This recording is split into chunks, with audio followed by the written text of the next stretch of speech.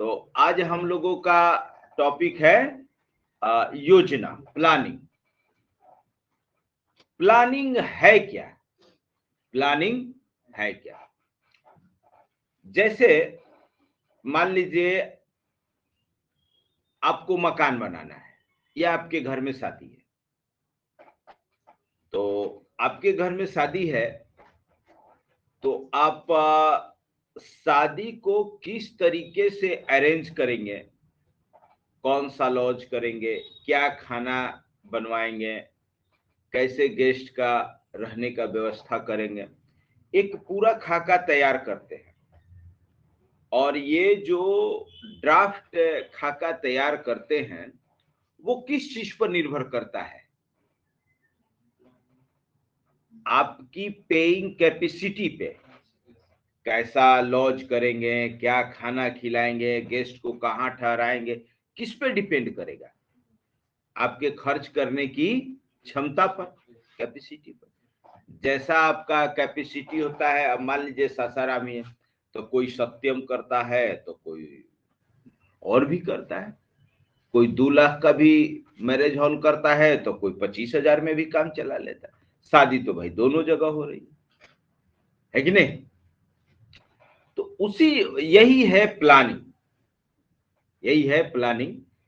अब जैसे इंडिया को अपना प्लानिंग करना है तो कैसे प्लानिंग करेगा कि हमारे पास क्या संसाधन है, हमारे पास क्या संसाधन है, और हमें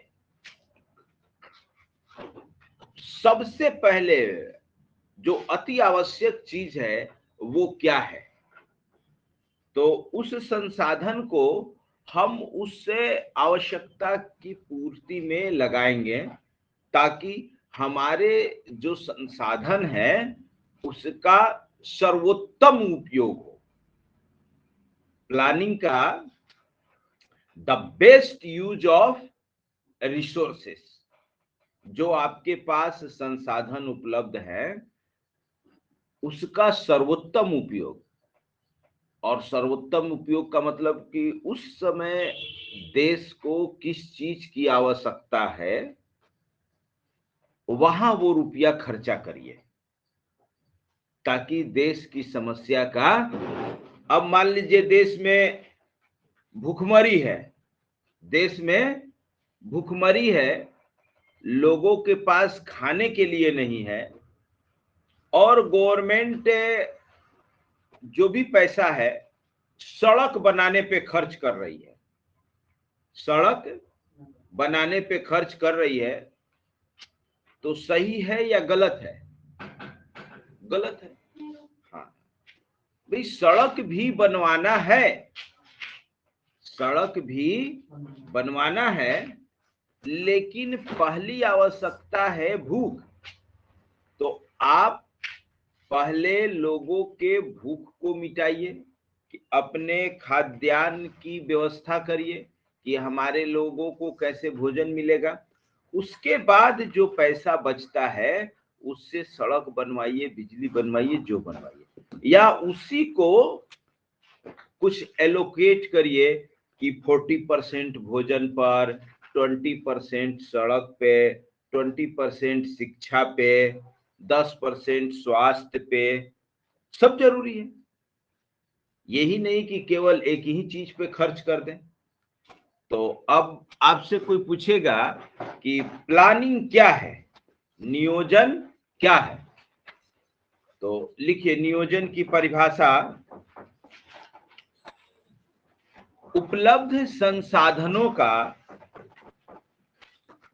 नियोजन की परिभाषा हो जाएगा उपलब्ध संसाधनों का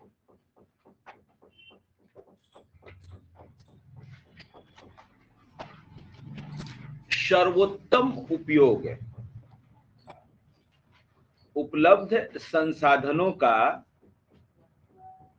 सर्वोत्तम उपयोग।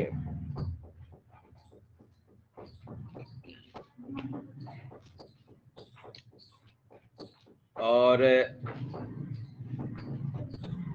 इसको इंग्लिश में रेशनलाइज यूज भी कहा जाता है, रेशनलाइज यूज, रेशनलाइज यूजेज मतलब सबको देखिए और सबको कुछ न कुछ दीजिए, जिसको ज्यादा आवश्यकता है उसको ज्यादा दीजिए, ठीक है। अब सुनिए, जब हम लोगों का देश गुलाम था, ब्रिटिश गवर्नमेंट थी यहाँ, तो यहाँ कोई स्पेशल प्लानिंग मॉडल नहीं था, कोई प्लानिंग का कोई स्पेशल तरीका नहीं था। अंग्रेजों का एक ही मकसद था, भारत का आर्थिक शोषण करना, भारत का आर्थिक शोषण करना, भारत का डेवलपमेंट करना नहीं। अंग्रेजों ने हालांकि बहुत सारे डेवलपमेंट किए हैं, लेकिन वो भारत के डेवलपमेंट के लिए नहीं किए हैं, वो अपने डेवलपमेंट के लिए है। रेलवे लाइन बिछाए, वो भारत के शोषण के लिए बनाए। जो भी कल कारखाना यहाँ खोले, मजबूरी थी उनकी, क्योंकि या ये इस कारखाने में जो रॉ मटेरियल यूज होना था उसको लंदन नहीं ले जा सकते थे, मजबूरन यहाँ खोले। तो अब सुनिए, अभी तो इस टाइप से कहानी चलता रहेगा, यही सब कॉन्सेप्ट है, यही सब सोचने का, प्लानिंग का तरीका है।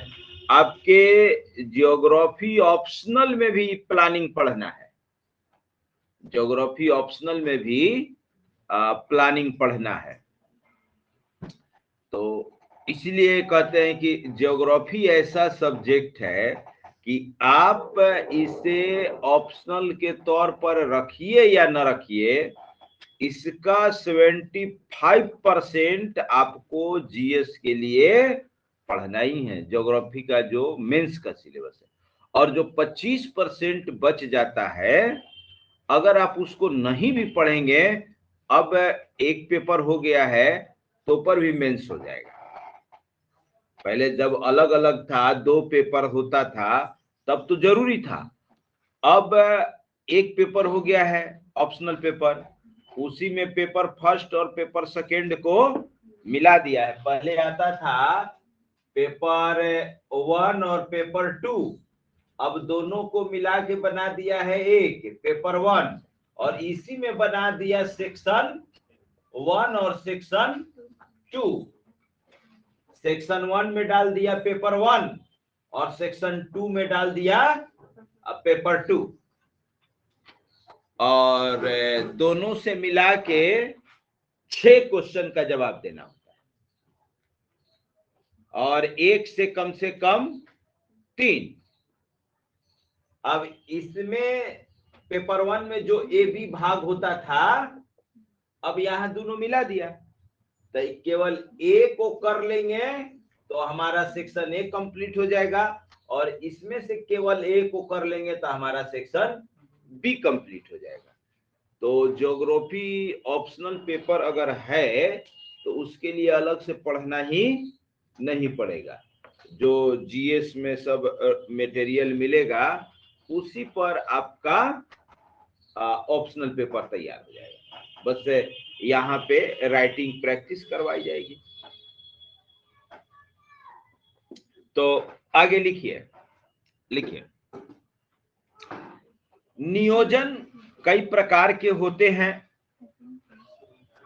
पूरा नहीं सेंटेंस हुआ है, बस हो गया। सर्वोत्तम उपयोग, हाँ, वैसे उसको तो खींचना चाहे तो पूरा एक पेज चला जाएगा, लेकिन जरूरत नहीं है। लिखिए, नियोजन कई प्रकार के होते हैं। नियोजन कई प्रकार के होते हैं।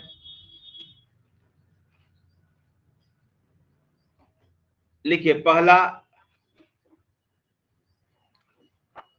केंद्रीकृत नियोजन, सेंट्रलाइज प्लानिंग।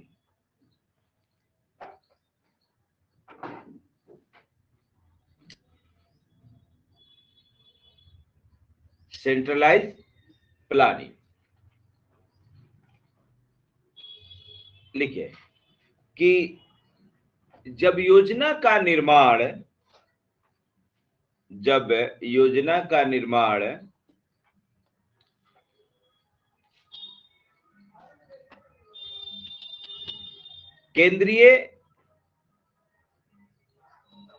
केंद्रीय सत्ता द्वारा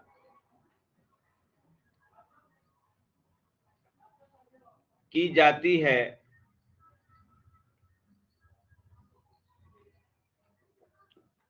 और उसमें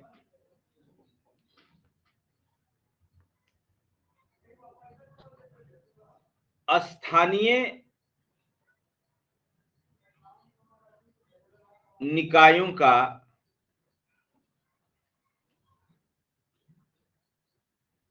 कोई योगदान नहीं होता है,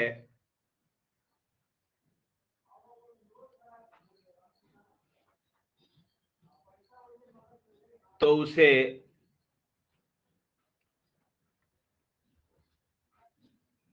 उसे केंद्रीकृत नियोजन कहते हैं।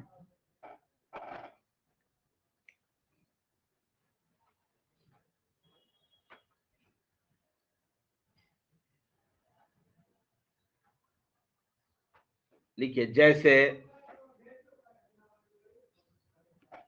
यदि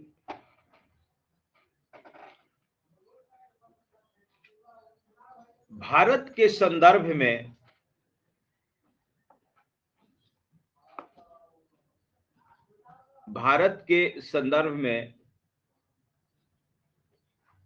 देखें तो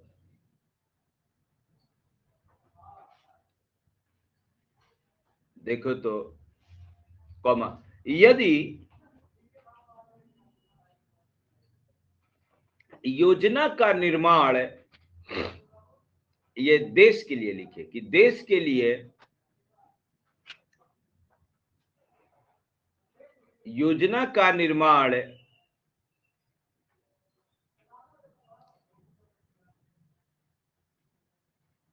भारत सरकार के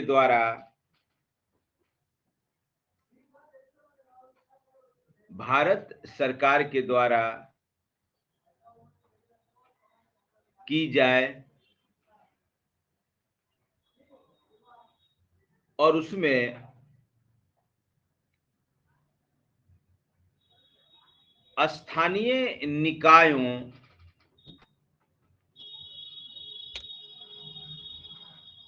को सम्मिलित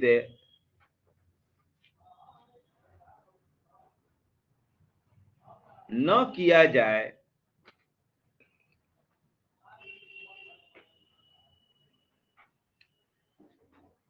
तो उसे केंद्रीकृत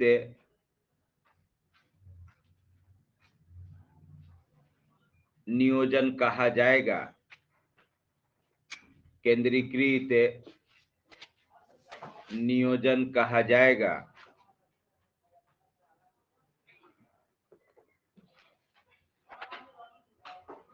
मान लीजिए पूरे इंडिया के लिए योजना बनानी है। अब पूरे इंडिया के लिए योजना कहाँ क्या होगा, दिल्ली से केंद्र सरकार बनाती है। स्थानीय निकाय का मतलब जिला, पंचायत, नगर पालिका, इन सबों को योजना निर्माण में शामिल नहीं किया जाता है, तो उसको कहेंगे सेंट्रलाइज प्लानिंग। और इसके विपरीत होता है डिसेंट्रलाइज प्लानिंग, विकेंद्रीकृत नियोजन। विकेंद्रीकृत नियोजन का उदाहरण है आपका ग्राम पंचायत, नगर पालिका इत्यादि। तो विकेंद्रीकृत नियोजन में ऊपर से पैसा आ जाएगा। अब लोकल लेवल पर क्या काम कराना है, क्या बनवाना है, सड़क बनवाना है कि कुआं बनवाना है कि तालाब खुदवाना है, लोकल लोग समझे। तो इसको सिंपल लैंग्वेज में कहेंगे कि योजना निर्माण में निचले स्तर के लोगों की भागीदारी जब होती है तो उसे कहते हैं विकेंद्रीकृत नियोजन, डिसेंट्रलाइज प्लानिंग। यदि आपके परिवार में घर का मुखिया ही सारा निर्णय ले क्या होगा नहीं होगा, तो इसको कहेंगे केंद्रीकृत। और घर में हर काम के लिए अलग अलग लगा दिया जाए, किचन का जिम्मा किसी और को, रिपेयरिंग का जिम्मा किसी और को, पानी का जिम्मा किसी और को, रिलेटिव्स को कैसे मैनेज करना है उसका जिम्मा किसी और को, तो ये हो गया विकेंद्रीकृत। मतलब जो शक्तियां हैं वो बांट दी गई हैं। जब शक्तियां एक हाथ में रहेंगी तो केंद्रीकृत, और शक्तियां बहुत हाथों में रहेंगी तो विकेंद्रीकृत। ठीक है, चलिए अब दूसरा लिखिए, विकेंद्रीकृत नियोजन, डिसेंट्रलाइज्ड प्लानिंग। विकेंद्रीकृत नियोजन,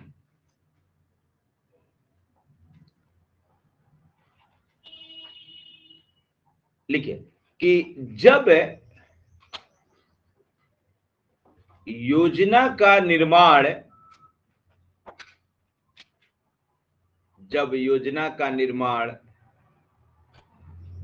कई स्तरों पर किया जाए,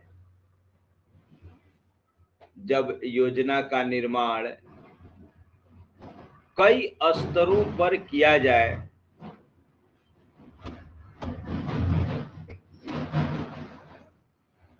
लिखिए, और उसमें स्थानीय लोगों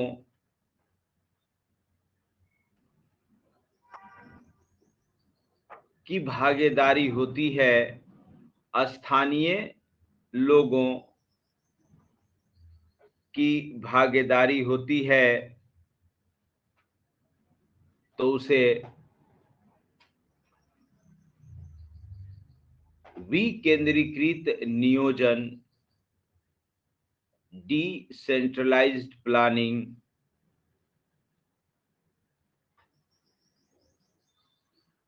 कहते हैं।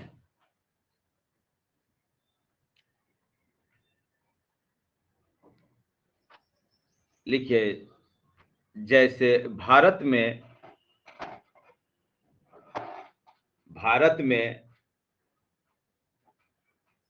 ग्राम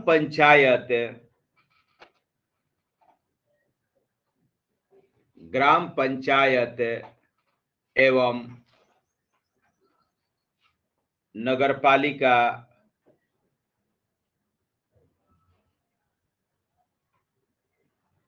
विकेंद्रीकृत नियोजन के उदाहरण हैं।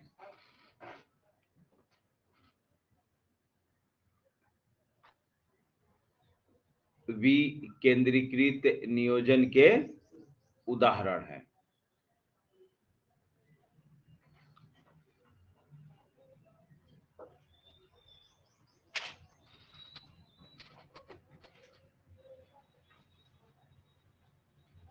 अब इसको अन्य कई नामों से भी, planning bye imperative, planning bye inducement, सब अलग अलग तरीके से नाम दिया गया है, लेकिन बहुत ज्यादा अंतर नहीं है। तो सुनिए, अब हम लोग देखते हैं history of planning in India कैसे स्टार्ट हुआ। ब्रिटिश काल में यहां कोई प्लानिंग मॉडल नहीं था। आजादी के पश्चात इंडिया में प्लानिंग मॉडल अपनाया गया, जिसमें जो पंचवर्षीय योजना के नाम से जाना जाता था। तो अभी उसको पूरा छोड़ना ठीक नहीं है, इसलिए उसको बताते हैं। पंचवर्षीय योजना के नाम से जाना जाता था, यानी कि 5 साल के लिए योजना बनाई जाती थी कि अगले 5 साल में ये करेंगे। मान लीजिए कोई भी चीज करना है किसी इलाके का डेवलपमेंट करना है तो तुरंत तो होगा नहीं, तो इसलिए थोड़ा सा लंबा टाइम पीरियड रखा गया। हमारे प्रधानमंत्री मोदी जी जब प्रधानमंत्री बने तो पहली बार में नहीं, दूसरी बार में नहीं, 14 में ही बने थे ना, हाँ पहली बार में योजना आयोग को भंग कर दिए। ये जो पंचवर्षीय योजना बनता था उसके लिए एक बॉडी थी, उसका नाम था योजना आयोग। योजना आयोग, इसको भंग कर दिया गया, इसको भंग कर दिया गया और इसके जगह पर लाया गया नीति आयोग। इसके जगह पर लाया गया नीति आयोग। तो योजना आयोग 5 साल के लिए योजना बनाता था, नीति आयोग 1 साल, 2 साल, 3 साल, अलग अलग लक्ष्य के लिए अलग अलग योजनाएं बनाती, अलग अलग लक्ष्य के लिए अलग अलग योजनाएं हैं। और इस बार तो मोदी जी बजट में कौन काल चल रहा था भाई, बजट पेश हो रहा था तो अमृत काल। जो बजट पेश हो रहा था इस बार तो अमृत काल चल रहा था और 25 साल की योजना पेश कर दी है एक के बाद क्या। इस बार बजट में जो योजना पेश किया गया है वो 1-2 साल का टारगेट नहीं रखा गया है, 25 साल का रखा गया। तो अब 25 साल में क्या फ्रेमवर्क है, क्या प्लानिंग है, कुछ उसका ड्राफ्ट सर्कुलेट नहीं किया गया है। केवल कहा गया है कि ये अमृत काल है और इसमें 25 वर्षीय योजना, मतलब लॉन्ग पर्सपेक्टिव योजना है।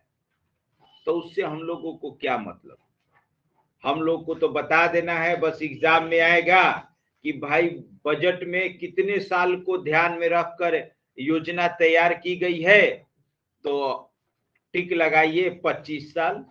अब क्या ड्राफ्ट होगा, अगर ड्राफ्ट रहता तब मेंस में जरूर क्वेश्चन आता, पूरा ड्राफ्ट रटना पड़ता कि क्या क्या टारगेट रखा गया है 25 साल का, 25 साल का क्या क्या टारगेट रखा गया है। तो वैसा तो कुछ अपना जो पंचवर्षीय योजना आता था उस सबका बकायदा एक ड्राफ्ट आता था कि अगले 5 साल में ये लक्ष्य रखा गया है, इतना सड़क बनवाया जाएगा, इतना स्कूल बनवाया जाएगा, इतना शिक्षा को बढ़ा के कर दिया जाएगा, इतना विद्युत उत्पादन बढ़ाया जाएगा, बेरोजगारी को इतना कम किया जाएगा, जीडीपी को इतना पे रखा जाएगा, फिस्कल डेफिसिट को इतना पे रखा जाएगा। उसमें हर चीज का एक टारगेट फिक्स होता था कि अगले 5 साल में हमें ये कर देना है। तो खैर इससे मतलब नहीं है। अब तो योजना आयोग अतीत हो चुका है लेकिन उसके विषय में जानना जरूरी है। इन केस अभी तो नहीं, अभी यहाँ भी नीतीश सरकार है, भाजपा का गठबंधन है। अगर दूसरी सरकार आती है तब योजना आयोग और नीति आयोग में तुलना पूछ देगा कि दोनों में से कौन अच्छा। तो कुछ उदाहरण देकर उसका आंसर लिखना पड़ेगा। तो तब तक आप लोग उदाहरण समझने लायक हो जाइएगा कि उसमें टारगेट अचीव होता था कि नहीं और इसमें टारगेट अचीव हो रहा है या नहीं। तो आइए लिखिए। तो लिखिए हेडिंग दीजिए भारत में नियोजन का इतिहास। भारत में नियोजन का इतिहास। पहले बीपीएससी प्री में यहां से 1 से 2 क्वेश्चन लगभग फिक्स रहता था, लगभग फिक्स रहता था। अब इधर ट्रेंड बदला है, अब तो मैक्सिमम करंट से ही रह रहा है। लेकिन ज्योग्राफी में भी एक टॉपिक पढ़ना है, मल्टी लेवल प्लानिंग। ज्योग्राफी में ऑप्शनल में एक टॉपिक पढ़ना है, मल्टी लेवल प्लानिंग, बहुस्तरीय नियोजन। तो उसमें यही चीज पढ़ना है, बहुस्तरीय नियोजन की सबसे ऊपर है केंद्र सरकार, ये योजना बनाती है। केंद्र के नीचे राज्य, राज्य लेवल पे, इसके नीचे जिला, हर जिला अपने लेवल पर योजना बनाता है। सब डीएम को फंड आता है कि क्या करवाना नहीं करवाइए। अब जैसे मान लीजिए आपका सड़क बन रहा है, चाहे कुछ बन रहा है, तो ये सब अपने लोकल फंड से बन रहा है। डीएम के पास फंड आ गया है, अब लास्ट में सब ये करके और अपना दे दिया जाएगा कि इतना रुपया खर्चा हुआ।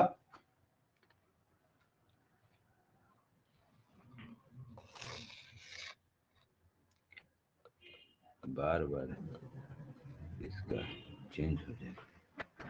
तो यही हो गया डिसेंट्रलाइज प्लानिंग। अब ये जो ओल्ड जीटी रोड बन रहा है, ये कैसा बनेगा, ये कौन तय किया है? यहाँ का लोकल बॉडी, जो जिला परिषद होगा, वो अपना सब फिक्स किया होगा। डीएम साहब बजट पास, मतलब पास हो गया, पैसा रिलीज करवा दिए लो भाई, ठीक है। जिले में सारे पैसा का कस्टोडियन डीएम साहब होते हैं। जिला के नीचे याद है ना, पढ़े थे ना, पंचायत। द ब्लॉक लेवल पर पंचायत समिति, ब्लॉक लेवल पर पंचायत समिति, और पंचायत समिति के नीचे ग्राम पंचायत। तो यही है मल्टी लेवल प्लानिंग इंडिया का, इंडिया का मल्टी लेवल प्लानिंग। तो तब यहां होता था योजना आयोग, और अब है नीति आयोग। अभी भी मल्टी लेवल प्लानिंग ही है, मॉडल बदल गया है मल्टी लेवल प्लानिंग ही। नीति आयोग बनने से ऐसा थोड़ी है कि ग्राम पंचायत भंग हो गया या आपका नगर पालिका भंग हो गया। सब काम कर रहा है, फंक्शन उसी टाइप से कर रहा है। आइए तो लिखिए भारत में नियोजन का इतिहास। देखिए स्वतंत्रता से पूर्व, स्वतंत्रता से पूर्व भारत में, स्वतंत्रता से पूर्व भारत में नियोजन,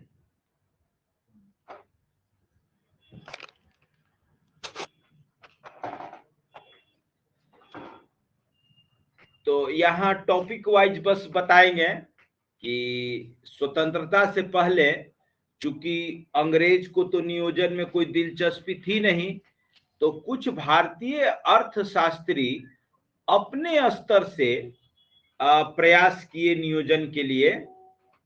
तो उन्हीं का कुछ महत्वपूर्ण कोटेशन है या बुक है जिसको एग्जाम में पूछ लिया जाता है कि ये किसका है। तो लिखिए पहला, वर्ष 1934 में 1934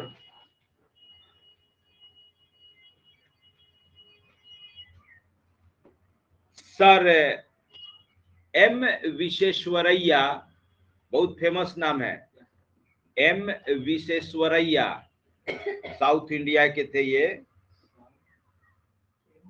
सर एम विश्वेश्वरैया ने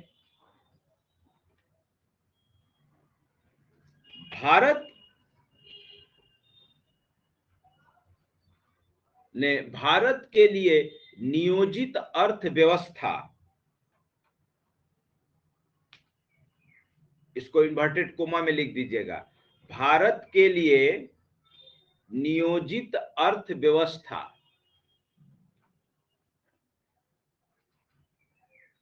प्लान्ड इकोनॉमी फॉर इंडिया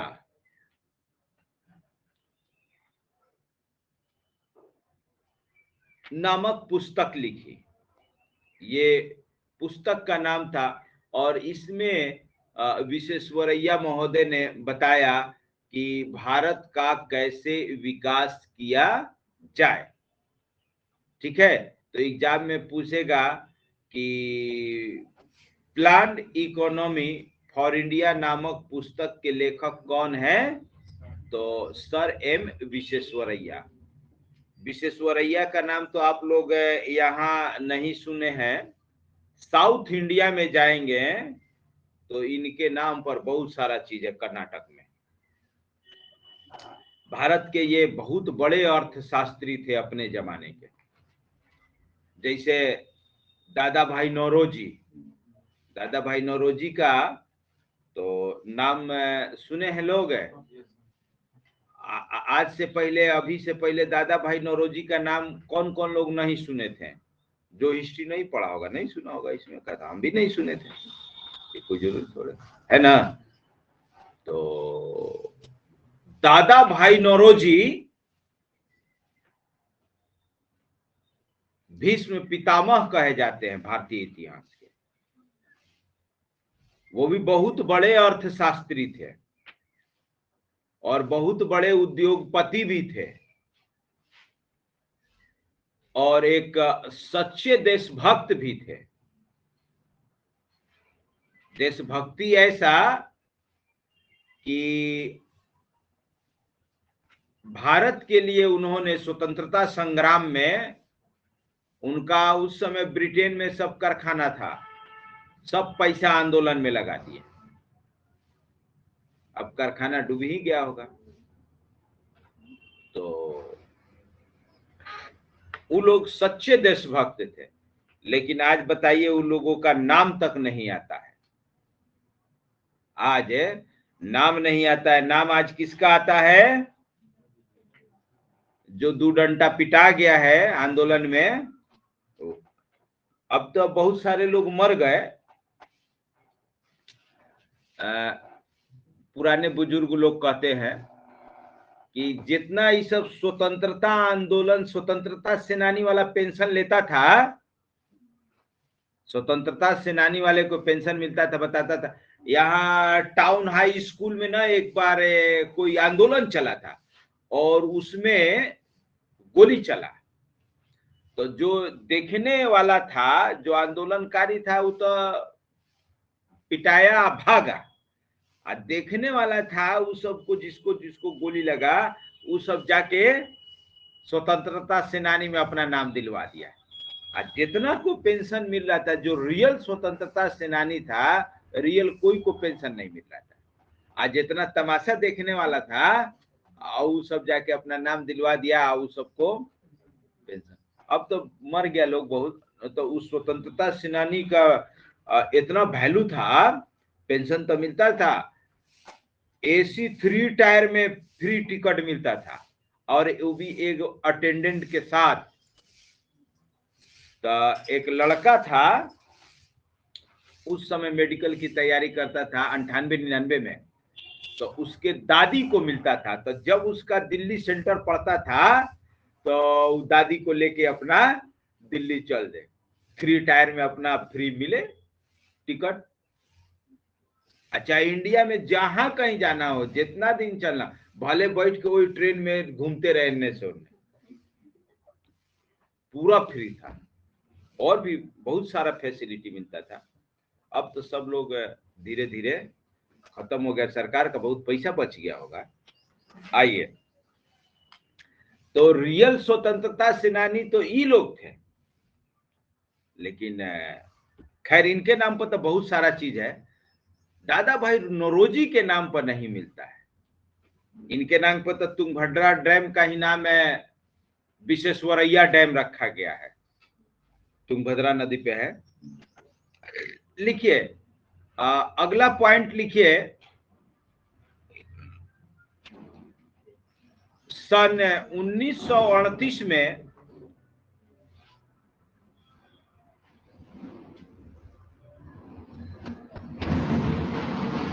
सन 1938 में भारतीय राष्ट्रीय कांग्रेस ने एक मिनट जरा, सन 1938 में भारतीय राष्ट्रीय कांग्रेस ने, उस समय यही एकमात्र पार्टी थी कांग्रेस, यही एकमात्र पार्टी थी कांग्रेस। भारतीय राष्ट्रीय कांग्रेस ने जवाहरलाल नेहरू की अध्यक्षता में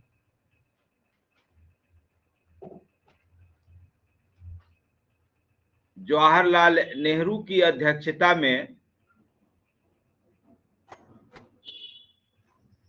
एक राष्ट्रीय नियोजन समिति का गठन किया। तब शटर उठवाएंगे।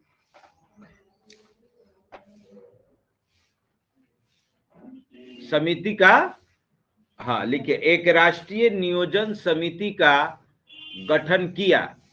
तो देश का विकास कैसे हो, देश का विकास कैसे हो उसका प्लान बनाने के लिए इसका गठन किया गया। अगला तीसरा पॉइंट लिखिए, अगस्त 1944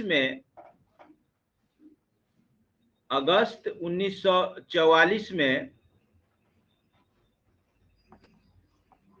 भारत सरकार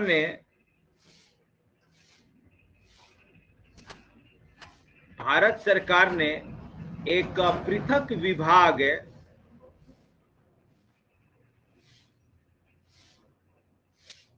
एक पृथक विभाग नियोजन एवं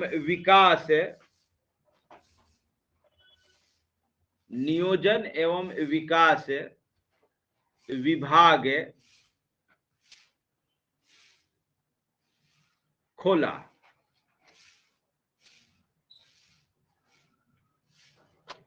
अलग से बहुत सारे जब भारतीय डिमांड करने लगे तब इसको खोला गया। एक मिनट लिखिए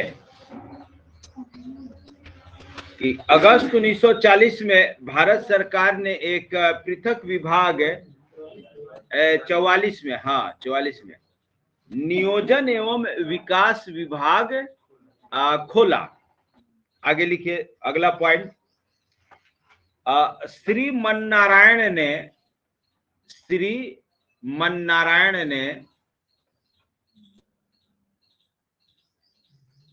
ये भी बहुत बड़े अर्थशास्त्री थे। 1944 में एक योजना निर्मित की।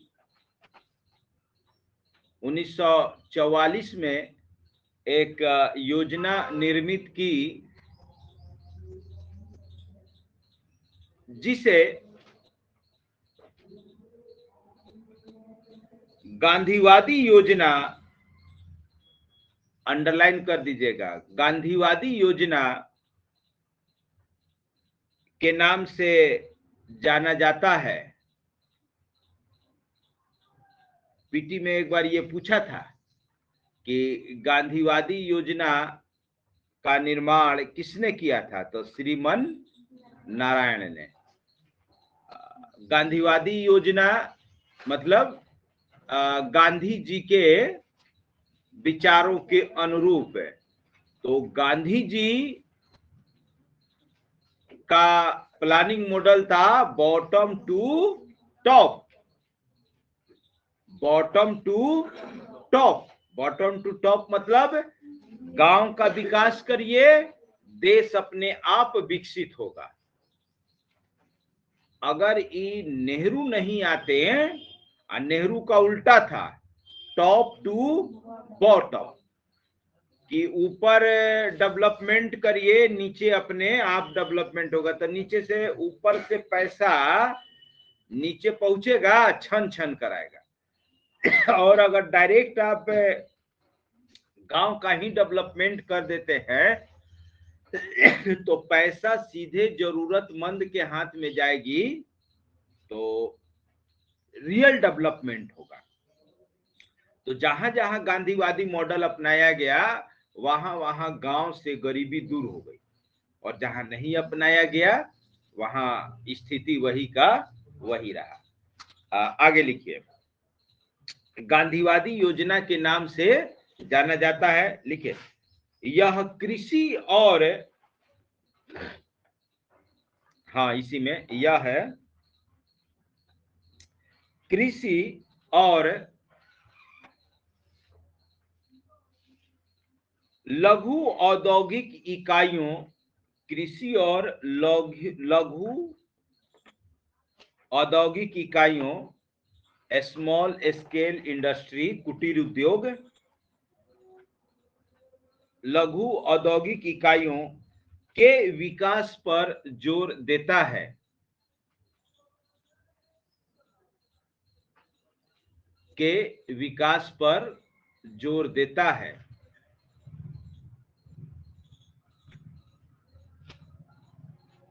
अगला पॉइंट लिखिए, लिखिए कि जनवरी 1950 में, जनवरी 1950 में जयप्रकाश नारायण ने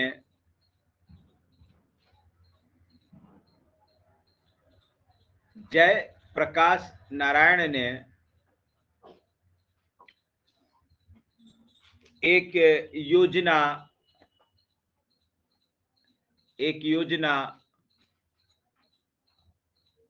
सर्वोदय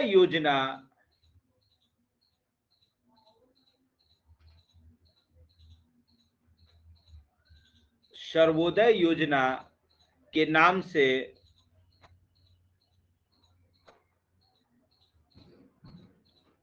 प्रकाशित किया। तो सर्वोदय योजना को अंडरलाइन कर दीजिएगा। पूछेगा कि सर्वोदय योजना के नाम से किसने योजना निर्मित की थी? तो जयप्रकाश नारायण, यही जेपी, जो अपने बिहार से है। चलिए, ये आजादी से पहले और आजादी के बाद तक। तो अभी देखें कि ये जो प्लानिंग मॉडल है, सब अपना इंडिविजुअल है, अलग अलग लोगों के द्वारा ये प्रयास किया जा रहा है। अब आते हैं कि आजादी के पश्चात एक ऑर्गेनाइज वे में कैसे डेवलपमेंट के लिए प्लानिंग की जाती है। तो उसी क्रम में योजना आयोग का निर्माण किया जाएगा, जिसे अब भंग करके नीति आयोग बनाया गया है। तो चूंकि वो अब इतिहास बन गया, लेकिन उसको जान लीजिए मे बी क्वेश्चन आ जाए। जब तक भाजपा सरकार है, उम्मीद कम है कि आएगा, लेकिन इन केस सरकार बदलती है, अगर कांग्रेस की सरकार आती है तो जरूर क्वेश्चन पूछेगी। लिखिए, तो अब हेडिंग दीजिए, स्वतंत्रता के पश्चात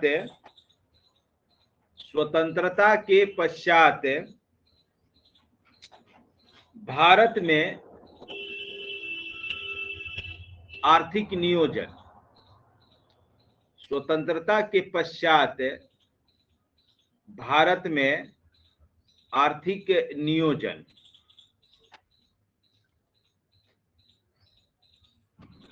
लिखिए, 15 मार्च 1950 को 15 मार्च 1950 को भारत सरकार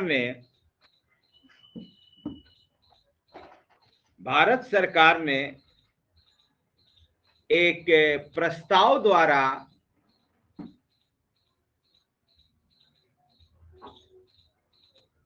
योजना आयोग का गठन किया, प्लानिंग कमीशन। बीपीएससी पीटी में देखेंगे तो न जाने कितनी बार इसको पूछ चुका है कि योजना आयोग का गठन कब किया गया था। तो 15 मार्च 1950। लिखिए, यह एक संवैधानिकेतर एक्स्ट्रा कॉन्स्टिट्यूशनल, अर्थात जिसका संविधान में कोई उल्लेख नहीं है, यह एक संवैधानिकेतर निकाय है। संवैधानिकेतर।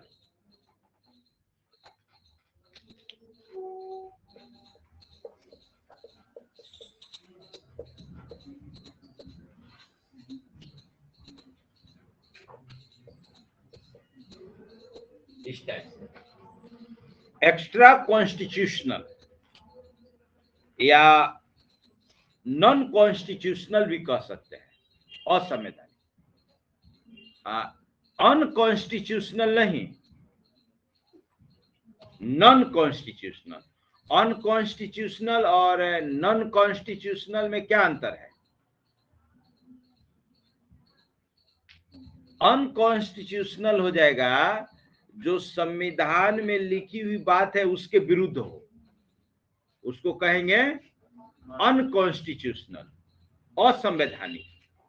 और नॉन कॉन्स्टिट्यूशनल हो जाएगा गैर संवैधानिक, मतलब कि जिसका संविधान में कोई उल्लेख नहीं है, उसको एक्स्ट्रा कॉन्स्टिट्यूशनल भी कहा जाता है।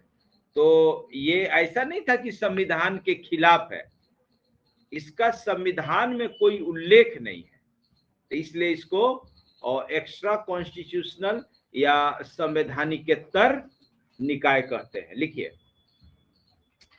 कि यह एक संवैधानिकेतर परामर्शदात्री एडवाइजरी, परामर्शदात्री, परामर्श सलाह दिया जाता है ना, परामर्शदात्री एडवाइजरी निकाय है। यह एक संवैधानिकेतर परामर्शदात्री निकाय है। परामर्शदात्री मतलब कि योजना आयोग जो योजना बनाएगा, भारत सरकार उसको एज इट इज मानेगा ये कोई जरूरी नहीं है। योजना आयोग का एक सलाह रहता था कि भाई ऐसी योजना बनाई जाए तो अच्छी रहेगी। समझ गए ये चीज? आगे लिखे तो एक्स्ट्रा कॉन्स्टिट्यूशनल को अंडरलाइन कर दीजिएगा और एडवाइजरी को भी अंडरलाइन कर दीजिएगा। ये एकमात्र सलाहकारी थी, ऐसा नहीं कि योजना बनाया और उसको लागू कर दिया गया, है ना। लिखिए, प्रधानमंत्री इसका पदेन अध्यक्ष होता था। अब होता था लिखिए, हाँ बोलिए, लिखिए। प्रधानमंत्री इसका पदेन अध्यक्ष होता था।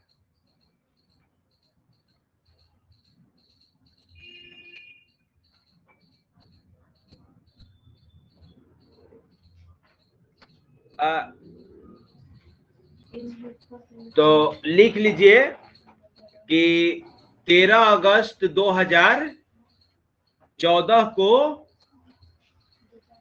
इसे विजल भंग कर दिया गया और इसके स्थान पर नीति आयोग के गठन की घोषणा की गई।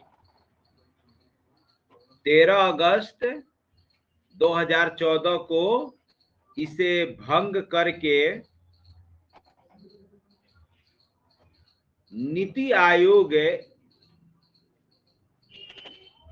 की गठन की घोषणा की गई।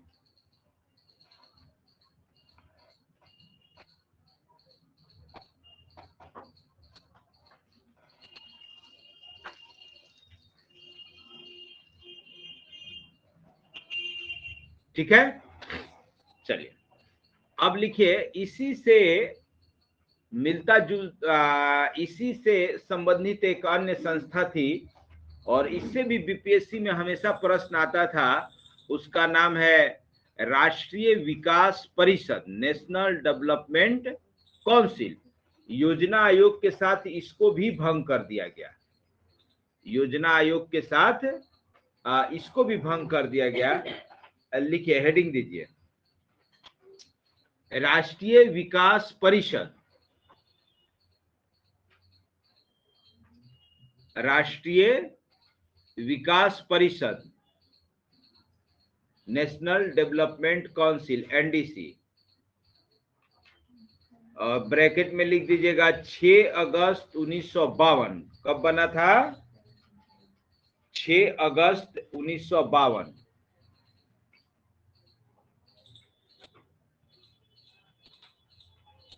लिखिए,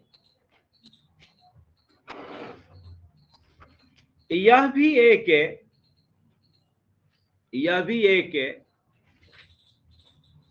संवैधानिकेतर निकाय थी। अब थी कर दीजिए, यह भी एक संवैधानिकेतर निकाय थी।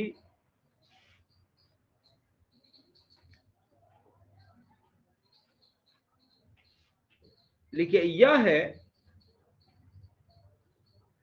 योजना आयोग द्वारा निर्मित, यह योजना आयोग द्वारा निर्मित योजनाओं को अंतिम रूप देकर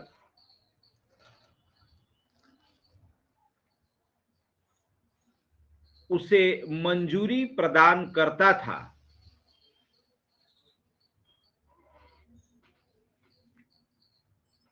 उसे मंजूरी प्रदान करता था, अर्थात जब ये ओके करता था तब जाके वो योजना लागू होता था। ठीक है, लिखिए कि अब प्लस ना, सुनिए क्या करता था कि एनडीसी में सभी राज्यों के मुख्यमंत्री को मेंबर बना दिया जाता था। सभी राज्यों के मुख्यमंत्री को मेंबर बनाया जाता था, क्योंकि जो योजना बन रहा है वो तो सभी राज्यों में लागू होगा। सभी राज्य इससे संतुष्ट हैं या नहीं, ये जानने के लिए ये एनडीसी बनाई गई थी। तो योजना बनने के बाद जिस स्टेट से रिलेटेड अपना या कॉमन रहता था, तो उन राज्यों के मुख्यमंत्रियों की मीटिंग बुलाई जाती थी और उनसे सहमति ली जाती थी कि आप लोग इससे सहमत हैं या नहीं। अगर ओके करता था तब अपना पास कर दिया जाता था। तो अब तो ये खत्म ही हो गए। आइए लिखिए कि प्रधानमंत्री ही, लिखिए प्रधानमंत्री ही इसके अध्यक्ष, प्रधानमंत्री ही इसके अध्यक्ष तथा योजना आयोग के सचिव ही इसके सचिव होते थे।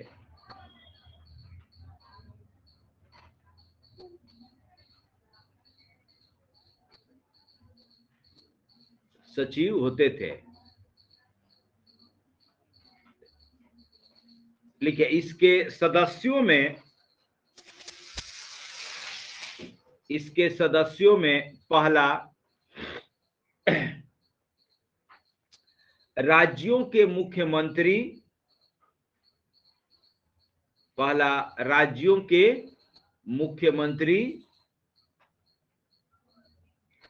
दूसरा, केंद्रीय मंत्री परिषद के सभी सदस्य, केंद्रीय मंत्री परिषद के सभी सदस्य। तीसरा, केंद्र शासित प्रदेशों के प्रशासक,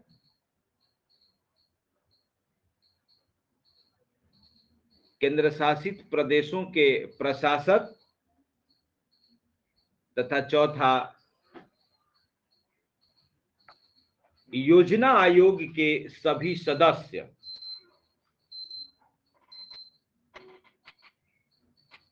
योजना आयोग के